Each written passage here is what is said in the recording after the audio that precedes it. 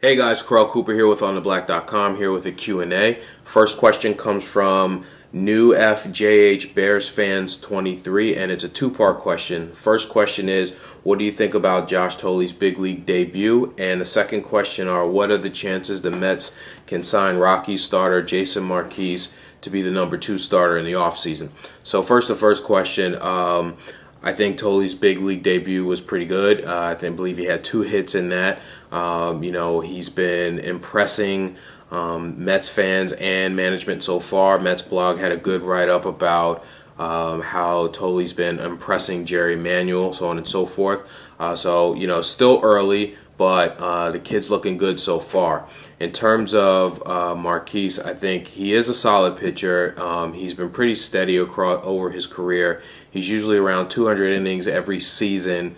I believe he has 14 wins right now for the Rockies. The one thing I would question is he is starting to get up there a little bit in age, and this offseason may be his last shot at getting a big deal. I believe he's 32, so he's probably going to be looking to sign a 4-year deal, if not more. And it's really his last shot at getting really good money and signing a big contract. And the interesting thing that goes along with that is this also happens to be, arguably the best year so far that he's had in his career. So, do those things kind of go hand in hand, meaning that you always see these free agents play well in their contract season, and if the Mets were to take a chance on someone like that, what is he going to be in year 2, year 3, year 4 of a deal? So, a little concern there. I'm more of a John Lackey fan, but I hope this answers your question. And the next question comes from Ronnie's Mets blog, and his question is, what's worse regarding the entire Mets team quitting except Wright? Them quitting on the organization or them quitting on the fans? Well, I would have to say, Ronnie, that I disagree with you on this. I don't think that the team has quit at all this year. If you looked at how they've done, obviously they haven't played well this year. That's a given. Number one reason, I don't like to use excuses, but the number one reason that they haven't played well this year has been the injuries. And if you look at that, they've got backups and then backups to backups at all positions right now. And if you think about it, look at what they've done over the second half of the season. They haven't been swept in a long time, and a team that quits is a team that would get swept. They haven't gotten swept in a while, and then they just won a series against the Cubs and pretty much ended any playoff chance that the Cubs had. So, I think you can knock the team a lot this year, whether it be the organization, management, or the players, but I don't think that the players have quit at all this year. Again, same thing with Jerry Manuel. Maybe there's things you can pick on him about this year, but I don't think one thing you can say about Manuel is that he's allowed this team to quit. He's continued to push them. He's continued to try to win as many games as he can possibly win. So I would have to disagree with you there and say that I don't think that the Mets players have quit this year.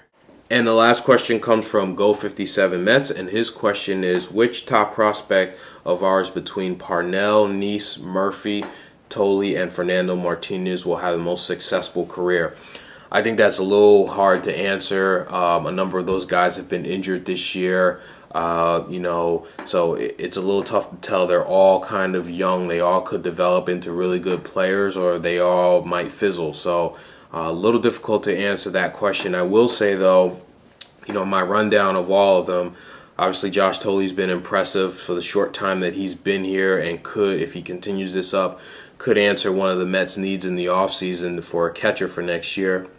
Parnell's been taking lumps as a starting pitcher, and the Mets are still trying to figure out, I think, whether he could be a starter or a relief pitcher, but he's been taking lumps here lately.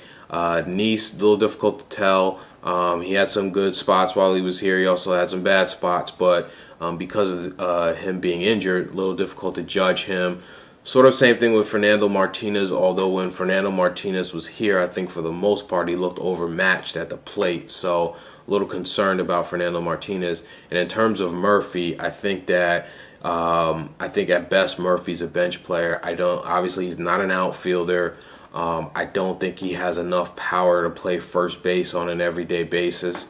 It's good to see he's getting hot again here. So it's good to see after he got off to a good start at the beginning of the year, then pitchers sort of made adjustments, and now he's starting to make adjustments to those pitchers. So, but I don't know if Murphy can be an everyday first baseman on a successful team. So that's my rundown of each of those players, but I think it's a little difficult to tell right now which one will be the most successful.